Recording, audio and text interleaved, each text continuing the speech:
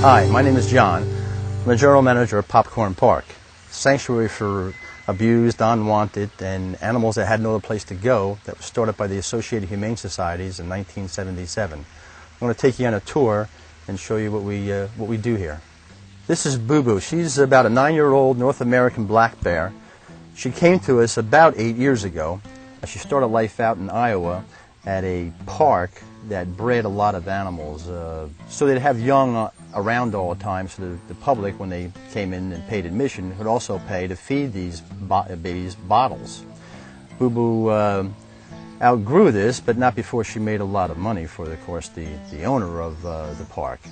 The owner had other plans after she got too big for drinking bottles, and took her into town, approached a car salesman, and actually used her as a down payment on a vehicle. Car salesman thought this was great, a lot of publicity. So Boo Boo made a lot of money for a lot of people. She was pretty exploited as a cub. Well, we found out about her, and no one's going to make money on Boo Boo any longer. She can just sit here and relax and take in the sights. This is Bengali. He's a Bengal tiger that came from a so-called sanctuary in Texas about 3 years ago. You can see he's a big, robust tiger, but he always wasn't like that. When he came to us, he was basically emaciated. You could count the vertebrae on his back, his ribs. He had no will to live. When we transferred him from his crate into the den, he took about 3 or 4 steps and just basically laid down. Couldn't keep his food down. Pretty sick cat. Took about 2 months for him to start to get his strength back, and we worked a diet where he finally could keep it all down. And then from there, it was just a steady improvement. We noticed he didn't watch things properly when we did things, and brought an ophthalmologist in and found out that he was blind in his right eye also. So he's had a pretty tough life. We don't know how old he is. We assume he's pretty old just from the way he acts, so he's probably in his late teens. But he's got a number of good years left, and he's doing so much better here. He's one of our bigger cats now. Hey girls, this is Trudy and this is Seven. Trudy's Seven's mom. Unfortunately, she was born about 4 years ago at a farm that no one took care of these horses at. Trudy basically, I don't know how she even delivered it. She was so emaciated. The SPCA had become aware of these starving horses, went to the farm where they found Trudy and Seven in really bad condition, and they actually found a stallion that had already died of starvation. They would eat anything they could find. They were eating the wood fence, anything on the ground, gravel, anything just to eat something. The SPCA called us. We took them right to a veterinarian, actually on their way here, and had them checked out. Seven had some problems, and we knew we were going to experience some things because of everything she was eating. And we had to take her to a horse hospital, and she had surgery to remove everything that she had eaten while she was starving at this farm. She was 40 pounds lighter after surgery. So she took 40 pounds of stone, gravel, wood, and wire out of her gut. This is Mr. Wiggles. He's a squirrel monkey that came to us probably about 15 years ago now. He had a collar on and a leash. He was running loose up in a town called Hillside in North Jersey. We were able to capture him, and our animal control officers brought him down here with Fish and Wildlife. They found the owner, and the owner, of course, didn't have the proper permits. Monkeys seem to be people's favorite as pets. When they're little, they're fine. As they mature, they want to get a rank within the family like they would normally do in their natural tribes. And that means intimidating and attacking family members that they think they can get over on. And that's exactly what happens with most of the monkeys here. They were all former pets that attacked someone in the family.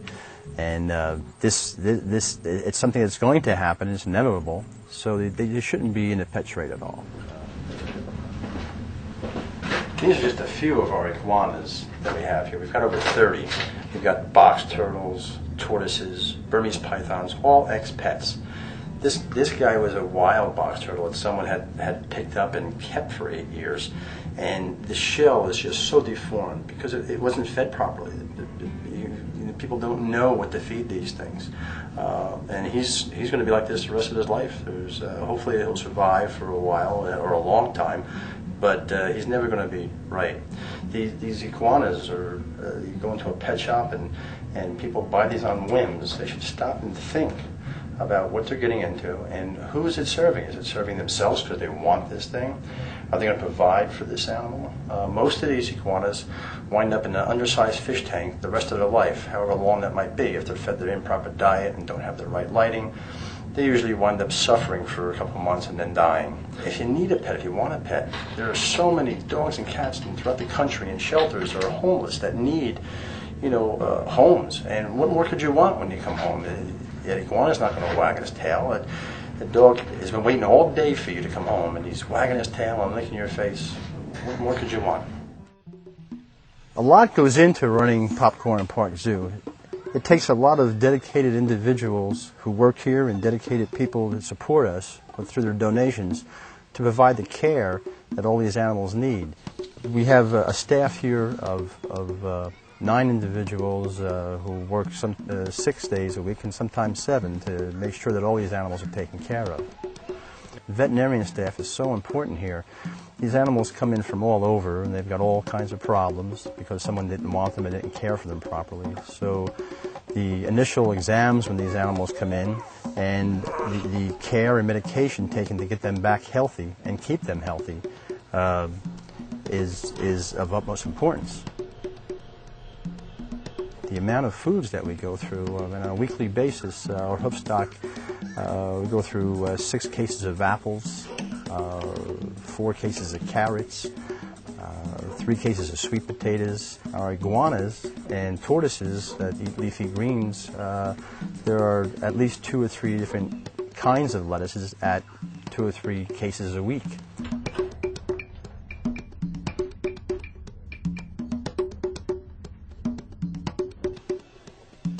We use 250 pounds of corn a week just to feed the ducks and geese here. Another 200 pounds of seed for them along with our parrots and cockatiels that we have here.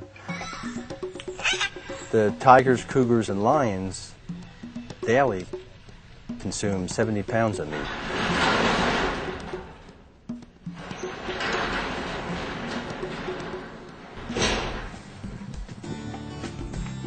Hope you enjoyed our tour. Please come down and visit us. There's a lot more to see here. If you can't get down, visit our website. You can find out more about these animals and how to help us out here.